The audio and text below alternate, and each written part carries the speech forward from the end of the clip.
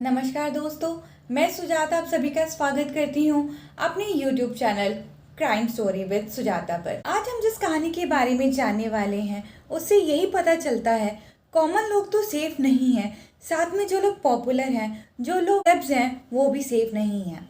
तो हम सब मिलकर चलते हैं पंजाब के जालंधर सिटी में, जहाँ से लगभग 55 किलोमीटर दूर एक जगह पड़ती है रामपुर। यहाँ एक कार में सवार होकर एक महिला और एक पुरुष जब महसामपुर के पास आते हैं, रुकते हैं और जैसे ही अपनी कार का डोर खोल के बाहर निकलते हैं, उससे पहले ही उनका वेट कर रहे बाइक सवार बदमाश उन पर ताबड़तोड़ हमला कर देते हैं। हाँ जी, उन सभी के पास हथियार थे, बंदूकें थी और वो गोलियां चलाना शुरू कर देते हैं। एक के बाद एक गोली चल रही थी, लेकिन इन गोलियों की आवाज़ इससे पहले कोई और सुन पाता तब तक बदमाशों ने महिला और पुरुष को गोली मारकर हत्या कर दी थी, उन्हें मौत के घाट उतार दिया था। जैसे ही आसपास के लोग मौके पर पहुंचते हैं, शोर मचता है तो ये बाइक सवार भाग जाते हैं, लेकिन कार से उतरे हुए वो महिला और पुरुष मौके पर ही मर जाते हैं। लेकिन यहाँ एक और मौत और होती है। दरअसल महिला जो थी वो गर्भवती थी और उनके पेट में पल रहा बच्चा भी साथ में मर जाता है अपनी माँ के साथ। मरने वालों में जो पुरुष हैं दलित समुदाय से बिलोंग करते हैं और महिला जाट समुदाय से बिलोंग कर। जो महिला और पुरुष थे वो कोई कॉमन लोग नहीं थे। जो पुरुष हैं वो संगीत की दुनिया की वो बेतहाज बादशाह होते हैं और पंजाब में आज तक उनके जैसा कोई सिंगर पैदा ही नहीं हुआ। नाम है उनका अमर सिंह चमकीला। अब चलते हैं चमकीला मर्डर केस की ओर। लोग कहते थे चमकीला के गाने अफीम का काम करते हैं, एक बार अगर कोई सुन ले तो ऐसा नशा चढ़ता है कि फिर उतरता ही नहीं था। 1 मार्च 1988 के दिन भी लोगों की भीड़ पंजाब महसामपुर में सिर्फ इसलिए इकट्ठा थी कि वो अमर सिंह चमकीला के गानों के नशे में झूमना चाहते थे। चमकीला भी उस दिन सुबह सुबह अपना एक शो खत्म करके अपनी सिंगिंग पार्टनर और अपनी प्रेमिका अमरजोत कौर के साथ महसामपुर पहुंच गए थे। वो अपने दिन के दूसरे शो के लिए एकदम तैयार थे, लेकिन उन्हें पता नहीं था कि उनका इंतजार बंदूक लिए गुंडे कर रहे हैं, जो उन्हें हमेशा हमेशा के लिए खत्म करना चाहते थे। पर एक सिंगर का भला कौन दुश्मन हो सकता है, कौन उन्हें मारना चाहेगा? ऐसा क्या किया था चमकीला ने? और जानते हैं कौन थे अमर सिंह चमकीला और वो पंजाब के सबसे पॉपुलर सिंगर कैसे बने? पंजाब के छोटे से गांव के एक दलित परिवार में पैदा हुए धनीराम अपने बचपन से एक इलेक्ट्रीशियन बनना चाहते थे, और जब वो अपना सपना पूरा नहीं कर पाए तो वो एक कपड़े की मिल में काम करने लगते। वहीं काम करते करते उन्होंने शौकिया तौर पर गाना गाना शुरू कर दिया। धीरे धीरे वो हारमोनियम भी सीखने लगे। इसी दौरान उनकी मुलाकात सुरेंद्र शिंदा नाम के एक व्यक्ति से हुई। सुरेंद्र जी को धनीराम के गाने बड़े पसंद आए, गाना गवाना शुरू कर दिया। वहीं से धनीराम का नाम पड़ गया अमर सिंह चमकीला। इसके बाद चमकीला ने गाने लिखने भी शुरू कर दिए। पंजाब में खूब सारे शोज करने लगे। उसने सुरेंद्र का बैंड छोड़ दिया और अकेले गाना शुरू कर दिया, लेकिन उनके फैंस और जनता ने अब उनसे एक लेडी सिंगर की डिमांड की। तब वो एक अच्छी डुएट गाने वाली लड़की को ढूंढने लगे। इस खोज में उनकी मुलाकात होती है उनके पार्टनर अमरजीत कौर से। चमकीला को अमरजोत की गायकी और अंदाज दोनों बहुत पसंद आए और साथ में गाते गाते दोनों एक दूसरे को पसंद करने लगे। फिर क्या, दोनों मिलकर गाना गाते रहे और पंजाब के हर दिल की धड़कन बन गए। 27 साल की उम्र में चमकीला इतने ज़्यादा पॉपुलर हो गए थे कि वो साल के 365 दिन के 365 शोज करते थे, यानी हर दिन हर एक शोज, कभी कभी दो दो शोज भी करते थे। चमकीला की पॉपुलैरिटी सिर्फ इंडिया तक नहीं थी, बल्कि चमकीला और अमरजोत ने मिलकर उस समय बहरान, दुबई, इंग्लैंड, कनाडा और तो और अमेरिका में भी कई हाउसफुल शोज किए थे। भी चमकीला और अमरजोत पंजाब के महसामपुर गांव में अपने अगले शो के लिए पहुंच चुके थे। खेत किनारे गाड़ी खड़ी कर वो खेत के रास्ते अपने ग्रुप के 3 मेंबर्स के साथ परफॉर्मेंस की जगह पहुंचने ही वाले थे, जब एकदम से एक मोटरसाइकिल पर 2 लोग आते हैं उनकी तरफ, और उनमें से एक के पास होती है AK-47 और उससे फायर करने लगते हैं। उन्होंने चमकीला और अमरजोत के शरीर को गोलियों से छलनी कर दिया था।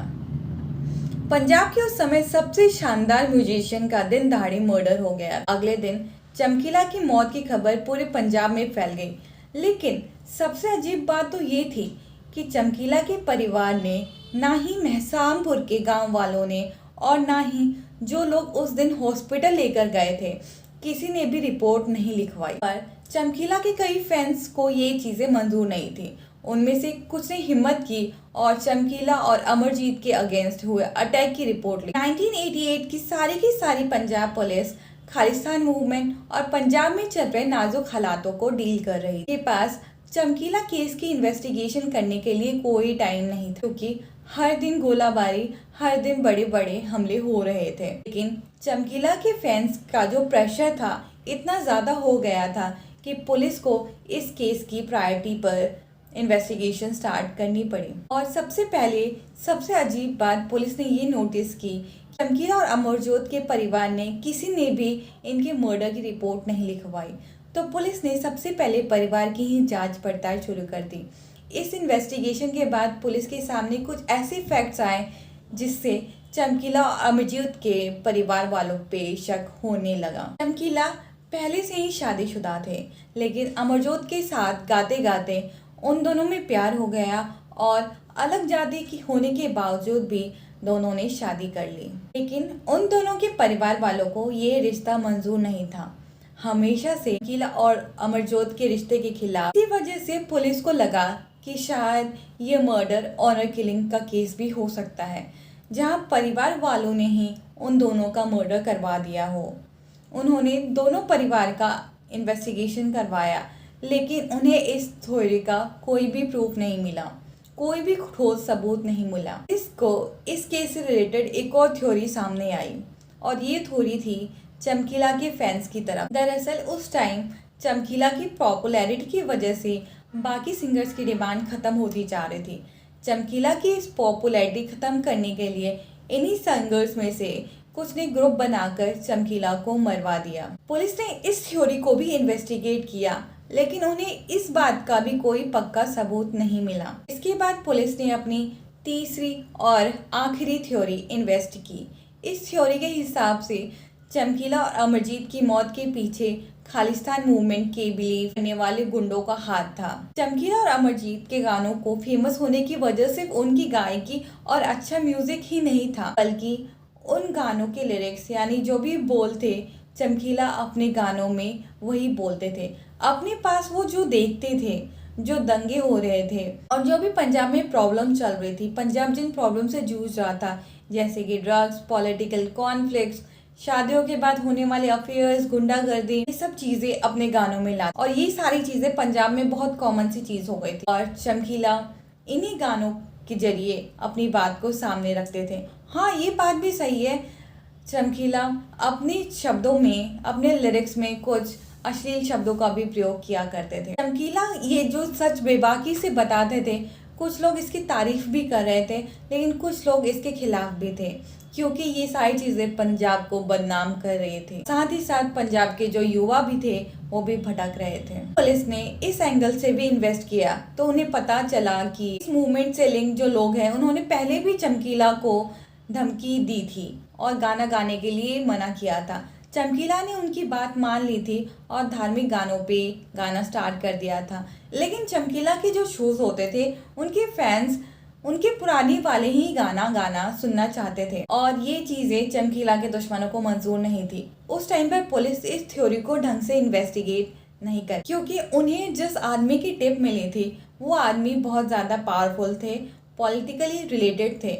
उसके खौफ और रौब की वजह से पुलिस उससे कभी चमकीला मर्डर से रिलेट ही नहीं कर पाई और कोई सवाल भी नहीं पूछ। पुलिस को अभी तक कोई भी सुख्ता प्रूफ नहीं मिल पाए थे। वजह से उस टाइम के पंजाब के सबसे पॉपुलर सिंगर चमकीला का मर्डर केस हमेशा के लिए अनसॉल्व ही रह गया। दोस्तों, आपको क्या लगता है चमकीला के हत्यारे कौन थे और क्या वो इसलिए नहीं पकड़े गए क्योंकि पुलिस ने इस केस पर ज्यादा ध्यान नहीं दिया, या चमकीला के किलर्स इतने ज्यादा पावरफुल थे कि उन्होंने पुलिस को इस केस को ढंग से इन्वेस्टिगेट करने ही नहीं दिया? हमें कमेंट्स में अपने थॉट जरूर बताइए और अगर वीडियो आपको अच्छी लगती है तो हमारे चैनल को प्लीज सब्सक्राइब कर दीजिए। लेटेस्ट वीडियो की नोटिफिकेशन के लिए बेल आइकन को जरूर दबाइए।